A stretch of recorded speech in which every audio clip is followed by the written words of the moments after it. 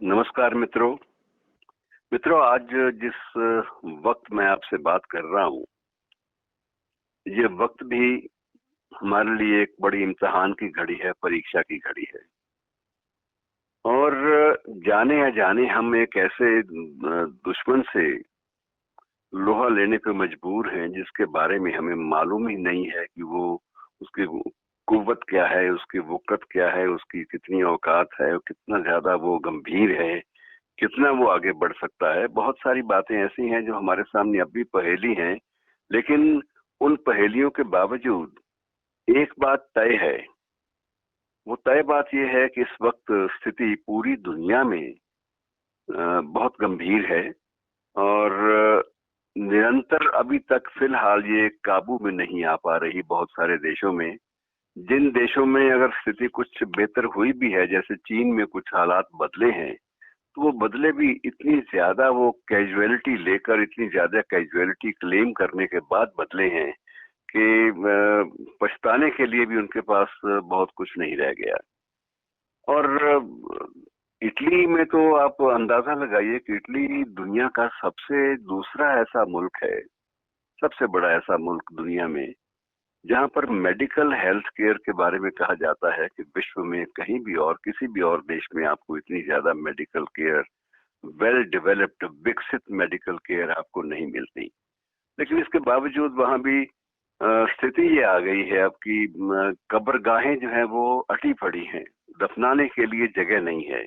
और अब प्राइवेट जमीनें एक्वायर की जा रही हैं। आप अंदाजा लगाइए वहां के हालात की सीरियसनेस का, गंभीरता का, कि इसे कैसे इसे निपटा जाए।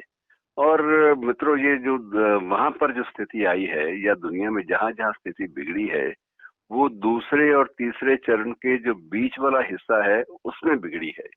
और हम अभी, ईश्वर की कृपा है हम पर, हम शुक्रगुजार हैं अल्लाह मियाँ के कि अभी हम दूसरे चरण में हैं।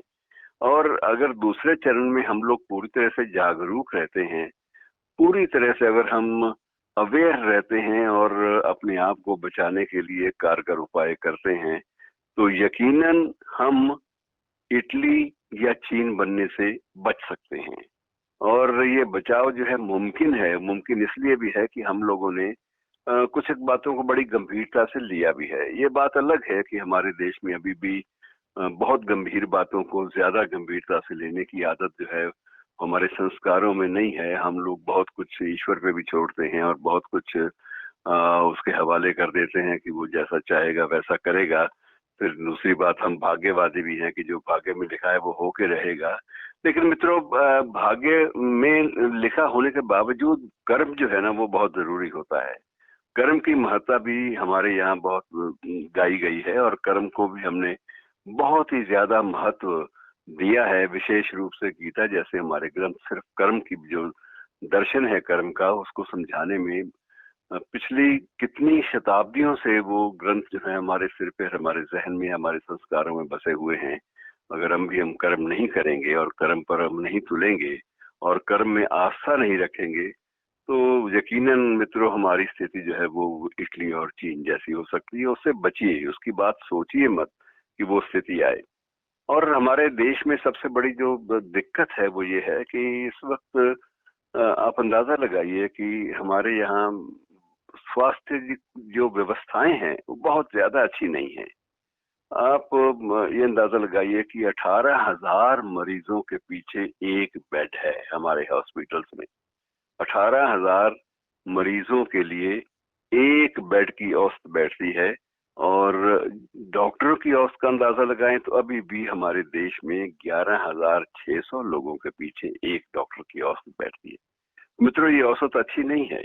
ये कोई ऐसा नहीं है कि हम बहुत सुखद स्थिति में हैं।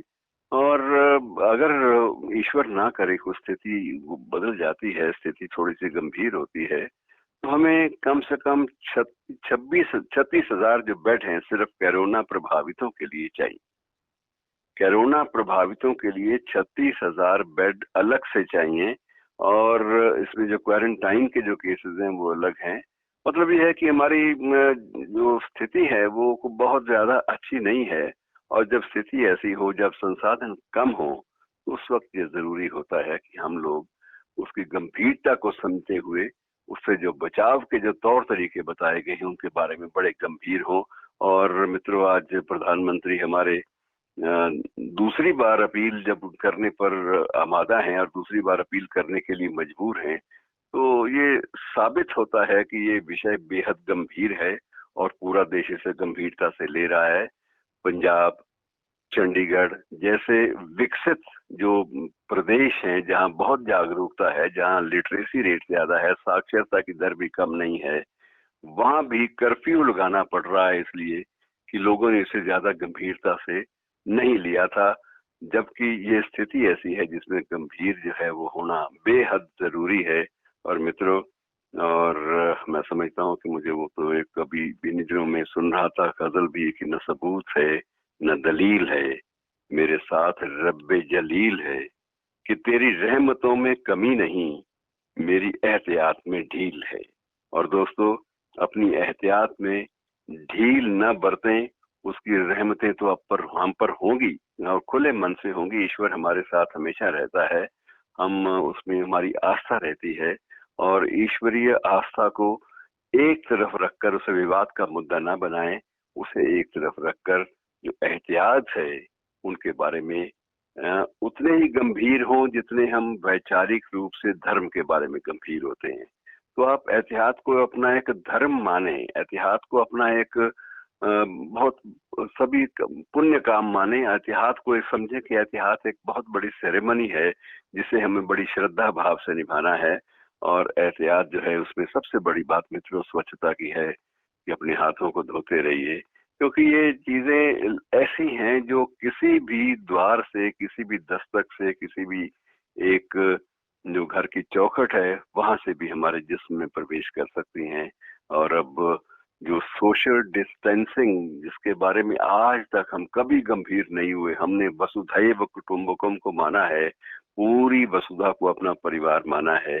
और आज स्थिति ऐसी है कि हमें जो डिस्टेंस रखने की, जो सोशल सामाजिक रिश्तों में एक दूरी बनाए रखने की जरूरत महसूस हो रही है। तो मित्रों, इस जरूरत को भी झेलें, इस संकट को भी झेलें और ये दूरी थोड़ी देर के लिए बनाए रखें, कम से कम तब तक के लिए जब तक हमारा देश इस गंभीर संकट से मुक्त नहीं हो जाता। और मित्रों, ये स्थिति ऐसी भी नहीं है कि हम इस बात पे खुश हों कि पाकिस्तान में आंकड़े ज्यादा बढ़ रहे हैं पड़ोस में। मित्रों, ये छोड़ दीजिए ये बातें। पड़ोस में अगर आंकड़ा बढ़ रहा है तो वो हमारे लिए खुशी का मुकाम बिल्कुल नहीं है और वो भी दुख का मुकाम है वो, लेकिन वो अपने मोर्चे पर खुद लड़ेंगे, हमें अपने मोर्चे पर खुद लड़ना है। और जहां तक हो सके जागरूकता का स्तर ये बनाए रखना है। जहां कहीं हम कमजोर पड़ेंगे वहां हम दोस्तों मुश्किल आ जाएगी। ये स्थिति अच्छी नहीं होती कि हमारी 90% आबादी इस वक्त या तो लॉकडाउन में है और या कर्फ्यू के अधीन है। ऐसी स्थिति आप समझिए तब पैदा होती है जब हम लोग गंभीरता से चीजों को लेना छोड़ देते हैं, ऐसी चीजों को गंभीरता से नहीं लेते जिन्हें बेहद गंभीरता से लिए जाने की जरूरत है। और मेरा आपसे फिर यही आग्रह है कि इस सफर को, इस संकट की घड़ी को आप पूरी गंभीरता से लीजिए, सोशल डिस्टेंसिंग बनाए रखिए, मन में अलगाव ना आने दें, लेकिन तन का जो अलगाव है, दूरियां हैं, उनको अगर आज की जरूरत है तो उस जरूरत के अनुसार उनको ढालिए, अपने आप को ढालिए। और ये कुछ हफ्तों की बात है, तीसरा चरण बीत जाए, चौथा बीत जाए और हम लोग पूरे अपने देश को रोग मुक्त, कोरोना मुक्त घोषित करने में सफल हो जाएं तो ये हमारी बहुत बड़ी सफलता होगी, बहुत बड़ी एक अचीवमेंट होगी, उपलब्धि होगी। और इस बारे में सरकारें भी जागरूक हैं और नई योजनाएं भी सामने घोषित हो रही हैं जिनके अंतर्गत हमें कोई तनाव ना झेलने पड़े। और मित्रों, मुझे उम्मीद है कि आप लोग सब इसे पूरी गंभीरता से लेंगे और उन सभी सावधानियों का पालन करेंगे जिनकी जिनकी जो ब्रॉडकास्टिंग है, जिनकी उद्घोषणा है, वो हर चैनल पे, टीवी चैनलों पे, रेडियो पे, निजी रूप में माइक पर दी जा रही है। शुक्रिया दोस्तों।